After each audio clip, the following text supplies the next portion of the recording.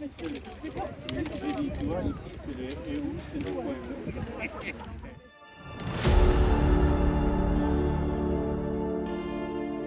C'est le EU.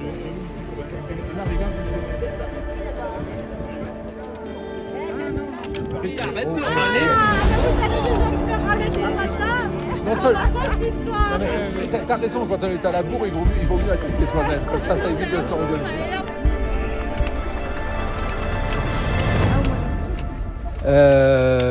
450 mètres à peu près de dénivelé. La distance, on verra bien. Mais non, on est à peu près dans les clous. On va passer par le village de Campoussi, qui est un joli petit village avec une belle église que malheureusement on ne pourra pas visiter parce que c'est toujours fermé. On passera aussi par un joli dolmen. Alors l'avantage de ce dolmen, c'est que vous verrez à côté, il y a tout un tableau qui explique parfaitement la construction des dolmens, comment ils faisaient, comment ça fonctionnait. On s'arrêtera un petit peu pour prendre le temps de le voir. On reviendra par le GR36, qui a l'avantage d'être bien balisé. Et la première étape, ça sera la chapelle Saint-Gilles, sur laquelle je vous dirai 2 ou 3 petits mots en passant. Voilà.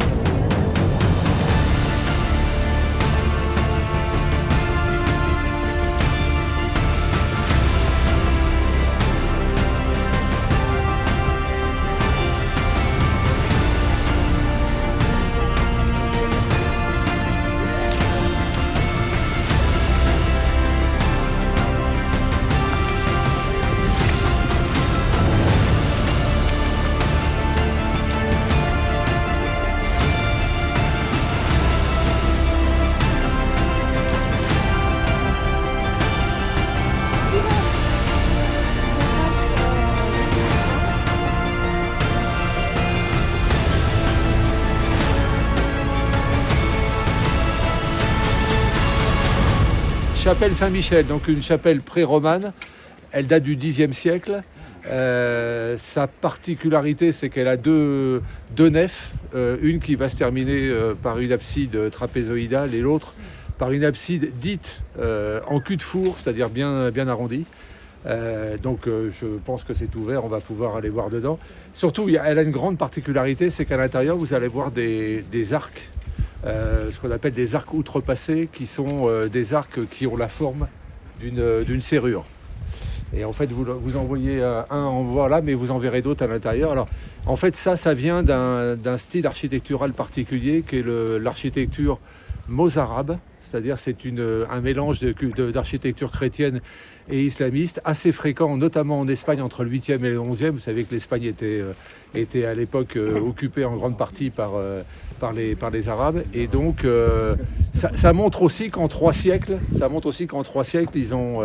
ils ont réussi à développer une architecture qui était commune aux deux cultures. Voilà, ça s'est fait entre 8e et 11e. Il y en a un petit peu en France, et ça, c'est un des exemples classiques. Henry. Pardon. Tu attends le pourboire, c'est ça? C'est le ministre de la Culture. Ah, il y a un sens de visite. Ah ouais. Il y a le ministre des Affaires intérieures. Bon, bah c'est un sens de visite. C'est le centre de visite. Non mais là Thierry, t'es pas du tout dans le bon sens. Non, hein. mais non.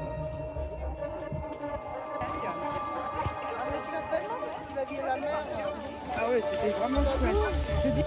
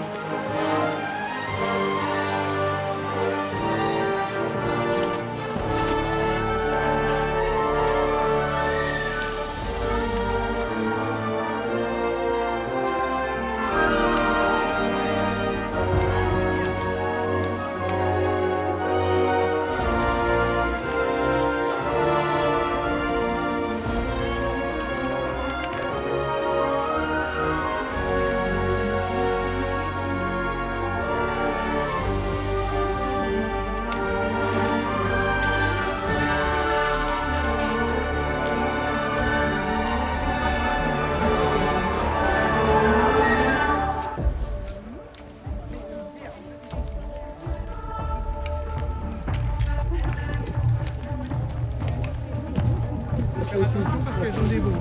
Attention, on met les pieds.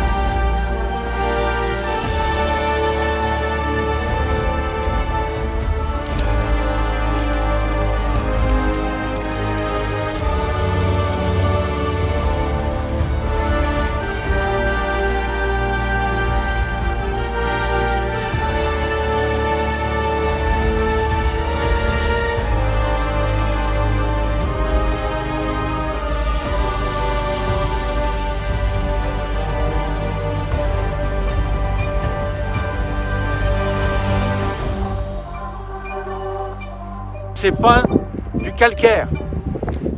Hein, le calcaire, c'est une roche sédimentaire, tandis que là, on a du granit. Le granit, c'est d'abord une roche magmatique qui devient, en refroidissant, une roche plutonique. Et pourquoi on le retrouve en altitude? Parce que l'orogénèse de la chaîne pyrénéenne, eh bien, a fait monter tous ces granites. Ça, à cause des Espagnols et des Portugais.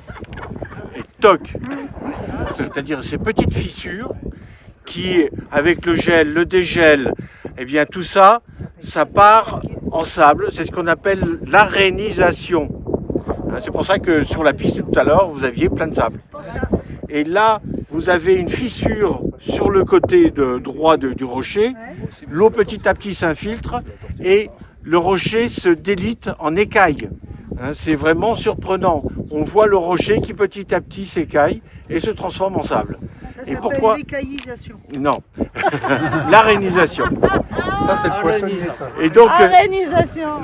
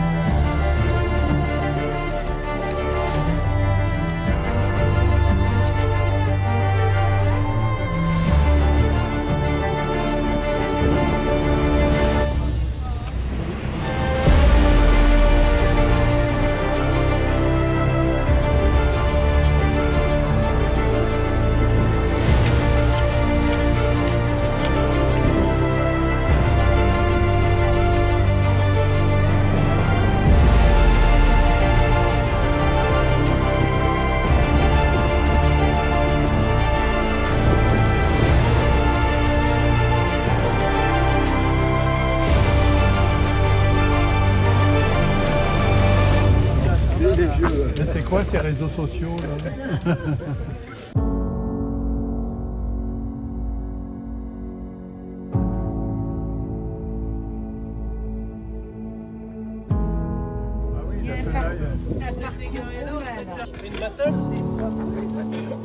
regarde.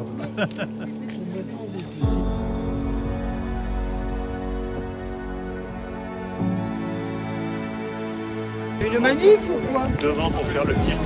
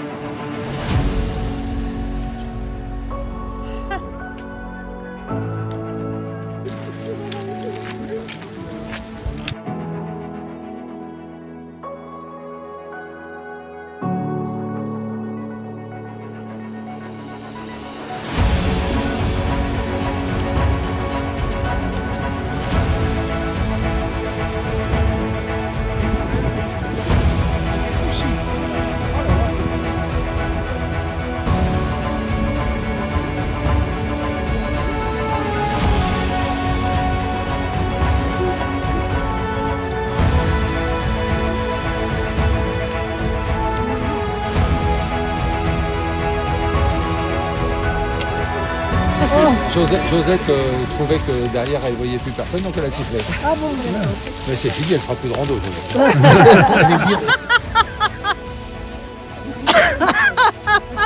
ah oui, on a fait pipi ensemble, Muriel.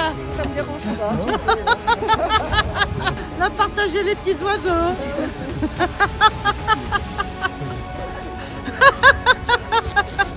Laurent, fais-nous un sourire.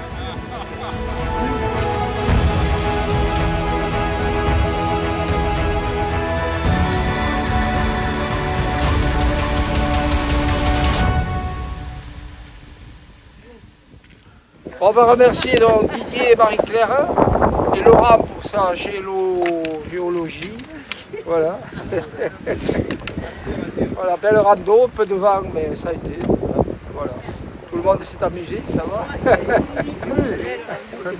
Allez, vous êtes prêts? 1, 2, 3.